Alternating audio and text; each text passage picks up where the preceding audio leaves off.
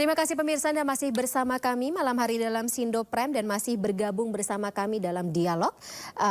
Zuhad Aji Firmantoro dari tim hukum Timnas Amin, kemudian juga dari tim hukum Ganjar Mahfud ada Sira Prayuna, serta tentunya Komisioner KPU Republik Indonesia Mas Idam Holik yang monggo Mas Idam sesuai dengan pertanyaan saya tadi sebelum jeda terkait dengan persiapan atau mungkin tanggapan dulu deh Mas Idam dari KPU Republik Indonesia, apalagi ketika kita tahu eksepsi dari termohon KPU Republik Indonesia ditolak oleh MK, ada reaksi khusus mungkin? Ya, yang pertama sebelum saya merespon terhadap pertanyaan yang tadi disampaikan oleh Mbak, saya ingin menyampaikan kepada publik dalam persidangan PHPU Pilpres di Mahkamah Konstitusi, posisi KPU itu sebagai termohon. Iya, termohon. Ya. Sebagai termohon, kenapa KPU sebagai termohon? Karena KPU telah menerbitkan keputusan nomor 360 tahun 2024 tentang penetapan hasil pemilu tahun 2024 secara nasional. Jadi keputusan kami sebenarnya yang digugat di dalam persidangan PHPU Pilpres. Ya, jadi pada dasarnya sebenarnya persidangan ini ya, kalau sekiranya memang ucapan selamat itu harusnya ke KPU, tapi tidak apa-apa. Jadi sebenarnya penolakan eksepsi tersebut adalah hal yang positif ya Mas Idam? Ya, jadi pada dasarnya sebenarnya yang digugat itu KPU. Ya, kalau majelis hakim itu menolak eksepsi kami karena memang pada dasarnya persidangan PHPU yang berlangsung ya, gitu, dan pada hari ini kita menyaksikan secara langsung bagaimana Ketua Majelis Hakim Mahkamah Konstitusi itu membacakan putusannya, itu karena memang nggak berkenaan dengan hasil pemilu. Ya, nggak berkenaan dengan hasil pemilu, itulah kenapa tadi dalam konferensi pers sore hari kami di Mahkamah Konstitusi, pasca pembacaan putusan Mahkamah Konstitusi ini, kami akan segera melakukan rapat pleno penetapan calon terpilih. Yang rencananya kami akan laksanakan pada hari Rabu tanggal 24 April 2024 jam 10 pagi. Dan nanti kami akan siarkan secara langsung lewat akun YouTube KPU, dan kami juga persilahkan kepada rekan-rekan media untuk menyiarkan secara langsung. Breaking news lagi kita Mas Idam ya? Ya, kami persilahkan, dan pada kesempatan ini juga kami ingin menyampaikan pandangan bahwa kalau tadi ada banyak komentar baru kali ini dalam PHPU pemilu presiden wakil presiden ada dissenting opinion. Sebenarnya kita ada hal yang luput yang menurut saya penting bagi kami untuk mengemukakan ini ke dalam diskursus publik kembali. Pada dasarnya pasal 1 ayat 1 Undang-Undang nomor 48 tahun 2009 tentang kekuasaan kehakiman itu sangat jelas bahwa pada dasarnya hakim itu punya kemerdekaan untuk mengambil sebuah putusan, dan tadi sudah kita saksikan secara langsung bagaimana Mahkamah Konstitusi mengambil putusan bahwa pada dasarnya ya permohonan para pemohon itu tidak beralasan menurut hukum. Dan kami juga mengapresiasi sikap publik ya, khususnya bagi para pemohon. Ini menunjukkan atau merepresentasi bahwa demokrasi kita memang sedang menuju pendewasaan menurut saya. Kalau ada yang mengkritik bahwa demokrasi kita sedang tidak baik-baik saja, bahkan mengalami banyak catatan negatif, saya pikir itu enggak juga. Buktinya hari ini pasca putusan Mahkamah Konstitusi dibacakan, para pemohon menyampaikan secara terbuka menghormati putusan Mahkamah Konstitusi. Ini merupakan satu kedewasaan berpolitik atau berdemokrasi Indonesia ya, dan saya pikir ini merupakan modal penting bagi kehidupan berbangsa dan bernegara, karena pemerintahan hasil pemilu nanti ke depan akan menjalankan amanah rakyat. Dan kami tentunya sebagai penyelenggara pemilu, apa yang menjadi pertimbangan hukum dalam putusan Mahkamah Konstitusi, ya tentunya dalam konteks perbaikan penyelenggaraan pemilu, khususnya dalam manajemen elektoral, kami ke depan akan lakukan perbaikan, apalagi memang dalam waktu dekat bangsa Indonesia ya di 508 kabupaten kota dan 37 provinsi ini akan menyelenggarakan pemilihan kepala daerah dan wakil kepala daerah secara nasional. Dan kami akan perbaiki manajemennya. Oke, perbaikan manajemen tersebut apakah juga berangkat dari ada beberapa poin sebenarnya yang cukup menarik ketika kita ambil dari dissenting opinion baik dari Pak Saldi Isra maupun Bu Eni Nurbaningsih serta Pak Arief Hidayat, tapi secara garis besar ketiganya menyebutkan terkait dengan ketidaknetralan aparat daerah, terus kemudian pejabat daerah maksud saya, penjabat daerah, ASN, kemudian juga beberapa pihak-pihak lain yang secara etik walaupun tidak diatur dalam undang-undang, ini harus membutuhkan sebuah treatment tersendiri yang mungkin bisa dialokasikan ke dalam aturan-aturan khususnya pelaksanaan pemilu dan juga pilkada.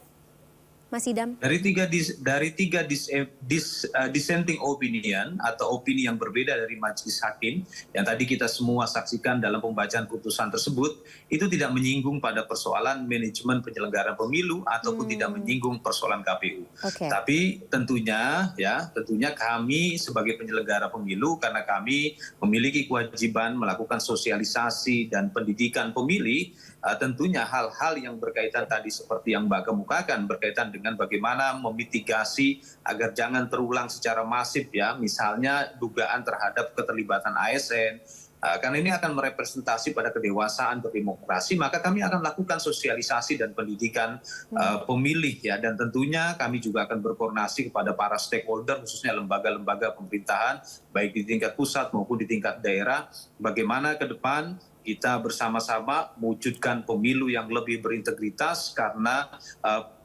pilkada yang lebih berintegritas maksud saya ini akan merepresentasi kemajuan demokrasi di Indonesia, dan saya yakin kita bisa. Dan tentunya hal yang terpenting juga dan tanpa harus saya tegaskan, rekan-rekan media ini akan menjalankan fungsi pers sebagaimana yang ditegaskan dalam Undang-Undang Nomor 40 Tahun 1999 tentang pers dan kode etik jurnalistik yang diterbitkan oleh Dewan Pers, karena untuk menegakkan atau memajukan demokrasi dalam penyelenggaraan pilkada serentak nasional ini harus terlibat semua pihak, termasuk juga partai politik peserta pemilu ataupun mereka yang akan sekiranya menjadi bakal pasangan calon perseorangan.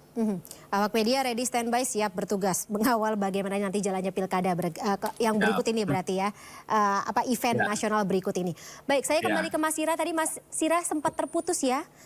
Mungkin bisa sekaligus menanggapi ketika memang tadi lagi-lagi ada hal paling menarik yang saat ini dan bahkan masih trending sampai dengan malam hari ini adalah dissenting opinion berangkat dari poin-poin yang disuarakan oleh Pak Saldi Isra, Bu Eni Nurbaningsih dan juga Pak Arief Hidayat. Apakah ini tidak menjadi sebuah presiden sendiri kalau menurut perspektif tim hukum Ganjar Mahfud? Walaupun memang dari Pak Ganjar dan juga Prof Mahfud sendiri mengatakan menerima apapun hasil dari putusan MK. Ya, saya kira kita kembali pada prinsip peradilan universal bahwa hakim dalam memutus atau memeriksa atau memutus perkara itu bisa bersikap mandiri ya. Mandiri bebas dari intervensi, sehingga kalau hari ini kemudian kita melihat bahwa ada 3 hakim senior yang memberikan dissenting opinion terhadap terhadap putusan ini, bahwa itu menggambarkan satu sikap berbeda, sebuah sikap kenegarawan di dalam melihat bagaimana proses demokrasi ini yang berjalan, ada soal yang begitu serius untuk harus diperbaiki ke depan. Nah, sehingga catatan-catatan ini misalnya diberikan tadi, kita tidak hanya berkutat pada positifis, misalnya bagaimana juga harus pada soal-soal prosedural, tapi juga persoalan-persoalan hukum yang substantif.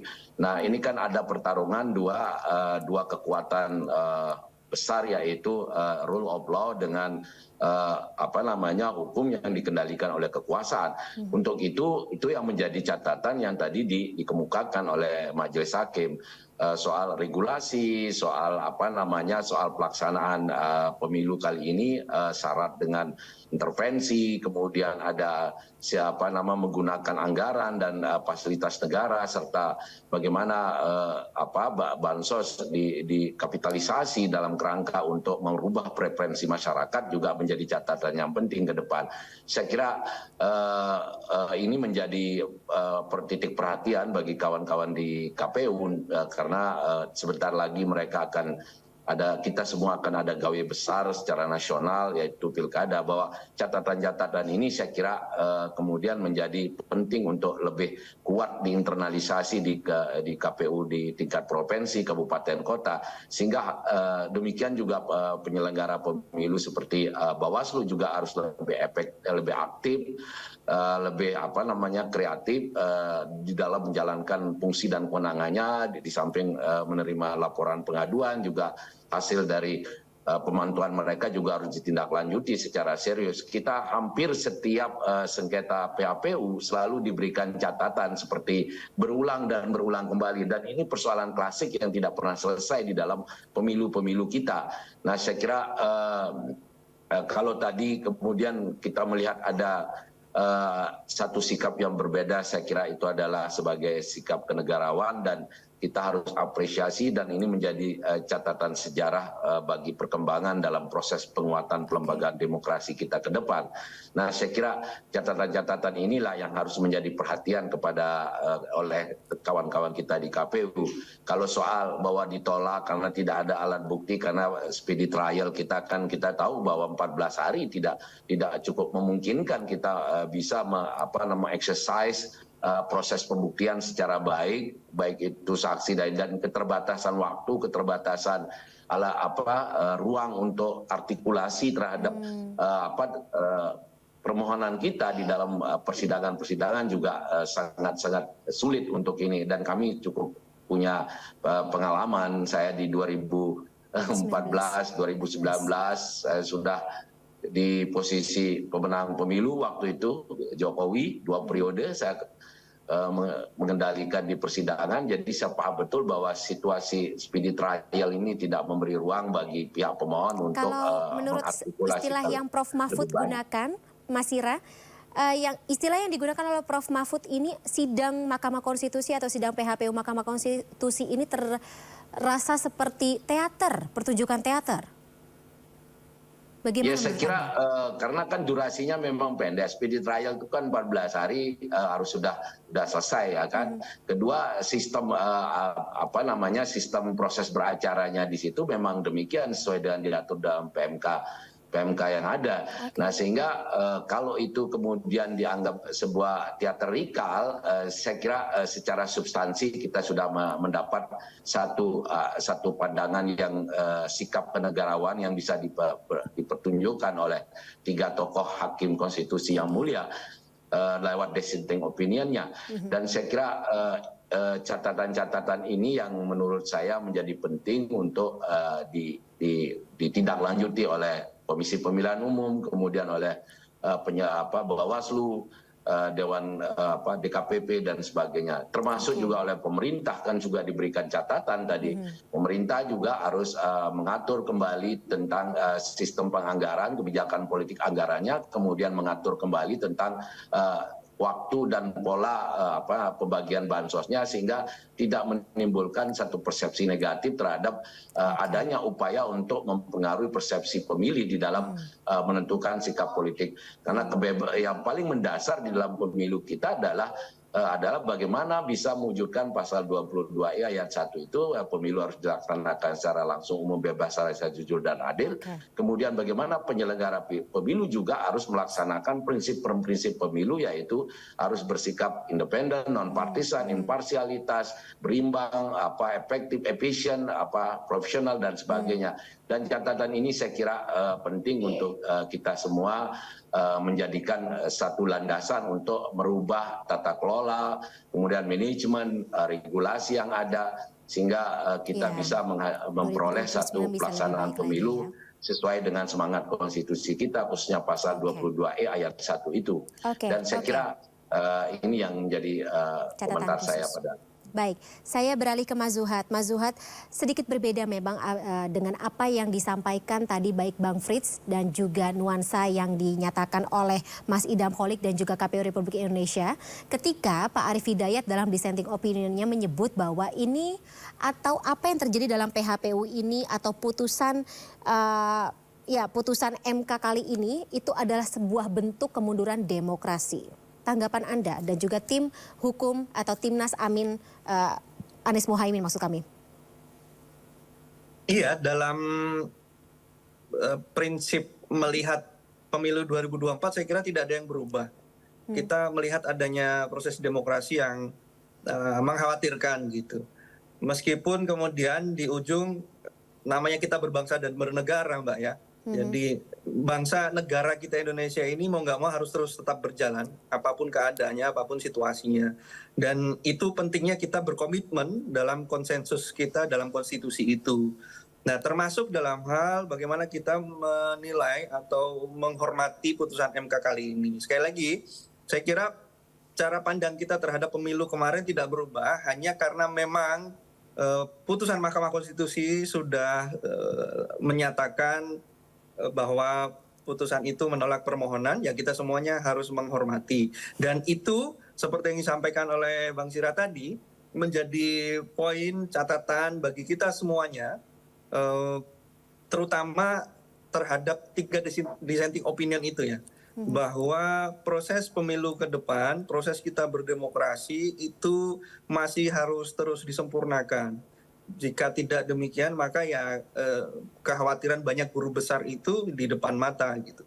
Jadi maksud saya ketika putusan MK ini memang menyatakan bahwa menolak, tetapi kita tidak juga bisa mengabaikan proses persidangan dan dissenting opinion oleh 3 hakim itu yang meyakini bahwa telah terjadi proses kita berdemokrasi prosedural yang tidak sempurna, yang masih ada kekurangan di sana sini, dan itulah yang kemudian wajib diperhatikan dan harus kita sempurnakan secara bersama-sama. Saya kira itu. Oke, ya walaupun sebelum dari adanya dissenting atau 3 dissenting opinion hari ini saja sudah banyak yang masuk ya permintaan dan juga mungkin dasar-dasar yang bisa dipertimbangkan oleh majelis hakim seperti yang muncul dari guru-guru besar, kemudian juga bahkan ratusan 300 amicus curiae yang masuk. Ini juga menjadi sebuah catatan sejarah sendiri, bukan begitu Mas Zuhad? Betul sekali. Kita nggak bisa menutup mata dengan fakta-fakta yang demikian itu, Mbak, maksud saya. Masa iya kita lalu menyimpulkan apa yang disampaikan guru besar, apa yang disampaikan para akademisi, pemerhati sosial itu 100% menjadi salah, keliru gitu kan, nggak bisa juga. Atau kita berbanding balik, kalau misalkan kita penyepakatan terhadap atau penghormatan terhadap putusan hakim MK itu lalu disimpulkan sebagai pengingkaran terhadap dissenting opinionnya 3 hakim tadi, kan itu juga saya kira tidak tepat, tidak pas. Semuanya harus diperlakukan secara proporsional, di mana bahwa keputusan MK menolak, iya kita hormati itu. Tetapi sekali lagi kita tidak boleh menegasikan, menghilangkan sama sekali adanya fakta-fakta yang tadi Mbak sebutkan. Ada sahabat pengadilan yang luar biasa banyaknya. Ada bahkan forum internasional, Human Rights PBB juga menyoroti situasi pemilu kita.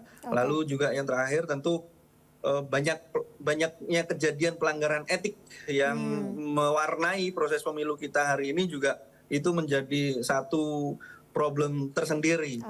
Nah, ini semuanya lah Mbak yang kita harus koreksi secara bersama-sama. Tidak cukup dikoreksi di atas kertas, tetapi juga harus menjadi komitmen kita bersama. Dan saya kira ini langkah hukum ini harus dilanjutkan juga dengan atau dibarengi dengan langkah-langkah politik yang konkret.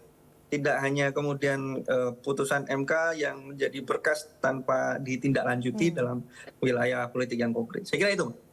Begitupun juga untuk langkah KPU selanjutnya ya, Mas Idam, ketika banyak, saya nggak bilang banyak sih, ada beberapa catatan dari Hakim Mahkamah Konstitusi termasuk yang muncul juga dalam 3 dissenting opinion tadi, seperti misalnya kalau nanti 2029 adalah, atau kalau kita belajar dari 2024, menerima terlebih dahulu pencalonan Gibran Rakabuming Raka sebelum akhirnya mengubah PKPU nomor 19, mungkin akan ditelaah atau diimplikasikan pada sebuah tindakan aturan selanjutnya dalam 2029 misalnya, atau yang terdekat ini pilkada, KPU jadi lebih awas atau bagaimana? Ya, dikarenakan putusan Mahkamah Konstitusi itu sebagai salah satu rujukan hukum dalam proses legal drafting pengaturan teknis penyelenggaraan pemilu maupun pilkada, tentunya apa yang menjadi catatan atau menjadi pertimbangan hukum di dalam putusan Mahkamah Konstitusi mengenai PHPU Pilpres ya di dua permohonan tersebut, ya tentunya akan menjadi catatan kami dan kami akan perbaiki sebagaimana yang tadi telah kami kemukakan. Dan yang jelas Mahkamah Konstitusi dalam pertimbangan hukumnya mengenai pencalonan presiden dan wakil presiden untuk pemilu presiden wakil presiden tahun 2024 itu sudah sesuai dengan konstitusi. Hal tersebut ditegaskan dalam pertimbangan hukumnya dan kami tidak melanggar apapun sebenarnya. Dan ini tentunya ya penting bagi kita semua karena kita ketahui proses peradilan itu merupakan moment of the truth, momen pembuktian. Yang tadi Bang Sira juga sudah jelaskan ya, bagaimana dalam persidangan itu para pihak itu menyampaikan pandangan dan bukti. Dan saya pikir kalau sekiranya pasca putusan ini masih ada polemik, saya pikir kita akhiri karena bagaimanapun juga dalam berdemokrasi itu harus ada yang namanya supremasi hukum. Ya, sebagaimana menjadi materi diskusi kita pada malam hari ini, sudah saatnya kita menghormati hasil pemilu karena hasil pemilu serentak 2024 khususnya untuk Pilpres itu telah mendapatkan legitimasi hukum berdasarkan pada dua putusan Mahkamah Konstitusi. Ya, dan selanjutnya kami akan memproses penetapan calon terpilih ya, dan sambil mempersiapkan ini semua kami juga sedang mempersiapkan tahapan pemilihan serentak nasional yang dimana nanti hari pemungutannya pada tanggal 27 November 2024 dan penyelenggaraan pemilu serentak 2024 menjadi pelajaran penting bagi kami dan bagi kita semua sebagai anak bangsa untuk memajukan demokrasi di Indonesia karena demokrasi merupakan amanah konstitusi. Apalagi tadi kalau kita memperhatikan dengan baik bagaimana pandangan dari para hakim Mahkamah Konstitusi termasuk hakim yang menyampaikan dissenting opinion-nya ingin mempertegas bahwa demokrasi konstitusional itu harus diimplementasikan dengan sebaik-baiknya. Setuju. Sudah saatnya ya kita mengapresiasi proses ini semua dan kami sangat mengapresiasi kepada para pemohon yang secara terbuka, secara eksplisit dan bahkan tidak sekedar itu mempersuasi publik untuk menerima hasil pemilu karena Mahkamah Konstitusi telah membacakan putusannya. Oke, saya konfirmasi juga Mas Idam, berarti rapat pleno KPU Republik Indonesia untuk Presiden dan juga Wakil Presiden terpilih jam 10 waktu Indonesia Barat hari Rabu? Tanggal 24 April 2024 di kantor KPU Republik Indonesia. Oke, 24 April betul hari Rabu ya. Baik, terakhir saya kembali ke Bang Sira dan juga Bang Zuhad. Singkat saja terkait dengan harapan dari masing-masing bapak-bapak ini untuk Prabowo Subianto dan juga Gibran Rakabuming Raka selanjutnya. Dari Bang Zuhad dulu deh. Ya, saya kira ada pekerjaan rumah besar kita yang sedang menanti di hadapan kita. Pertama adalah melihat perkembangan situasi geopolitik internasional bahwa hari ini kita dihadapkan pada problem ekonomi yang sangat serius dan akut.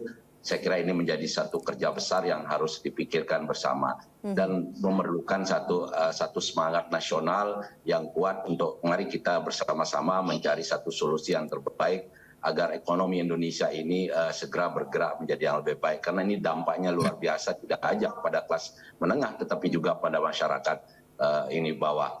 Itu yang pertama. Yang kedua bahwa janji-janji kampanye Pak Prabowo Gibran, saya kira kita nantikan. Semoga seluruh elemen anak bangsa untuk bersama-sama saling bahu-membahu, bergotong royong, untuk memperkuat nation state, nilai-nilai kebangsaan kita dalam kerangka untuk kemajuan yang lompatan kemajuan lebih baik ke depan. Saya kira tadi di awal saya kemukakan bahwa dari perjalanan panjang ini kita juga akan tetap menjadi catatan-catatan penting dan sudah itu juga akan ditindaklanjuti oleh Mas Idam tadi dalam karena ada kerja besar ke depan ini bagaimana pemilu kada ini juga harus sukses, berjalan lancar dan meminimalis berbagai pengalaman adanya kecurangan dan pelanggaran yang terjadi, kemudian memaksimalkan fungsi-fungsi kelembagaan baik itu penyelenggara pemilu, Bawaslu, DKPP maupun pemerintah sebagai pihak yang paling berkepentingan di dalam pemilu ini dan juga masyarakat agar kita tetap menjadi satu kesatuan anak bangsa untuk mendorong percepatan perubahan, perbaikan dan peningkatan kualitas demokrasi kita, kualitas kehidupan kebangsaan kita, kualitas ekonomi, sosial ekonomi kita, dan kualitas, jangan lupa moral dan etik kebangsaan kita. Saya kira itu. Terima Baik. kasih. Bang Zuhad, silakan. Ya, hampir sama, Mbak. Kami kira banyak pekerjaan rumah yang harus diselesaikan oleh Pak Prabowo dan Pak Gibran di 5 tahun ke depan. Banyak juga harapan, mimpi yang kita titipkan ke mereka, utamanya mimpi orang-orang desa atau orang-orang kalangan biasa seperti kami-kami ini, Mbak, yang tadinya kami sudah terinspirasi oleh Pak Jokowi. Mudah-mudahan itu tetap bisa dimunculkan dan dirawat, di mana orang biasa tetap bisa memupuk mimpinya di negeri ini. Yang lain tentu penjagaan terhadap demokrasi dan supremasi hukum tetap dikedepankan tanpa harus menghilangkan satu dan yang lainnya. Oke. Semuanya harus kembali untuk berorientasi bersama-sama membangun Indonesia ke depan. Saya kira itu, Mbak. Terima kasih. Baik. Bang Zuhad, Bang Sira, dan juga Mas Idam Holik, terima kasih sebelumnya kami ucapkan atas waktunya dalam Sindo Prime malam hari ini. Kita tunggu sama-sama ya langkah selanjutnya tentunya terkait dengan bagaimana penetapan dari hasil atau penetapan hasil putusan Mahkamah Konstitusi hari ini akan berimplikasi pada pemilu hasil pemilu 2024 dan tentunya bagi demokrasi Indonesia, terutama ketika Presiden dan juga Wakil Presiden terpilih hari ini. Terima kasih sebelumnya lagi-lagi Bapak-Bapak. Saya ucapkan salam sehat selalu. Sampai jumpa. Sampai jumpa. Sampai jumpa. Ya, Terima kasih. selamat Malam, malam. Bang Idam. Sama. Terima kasih Mas, Bang. Terima kasih, Mbak.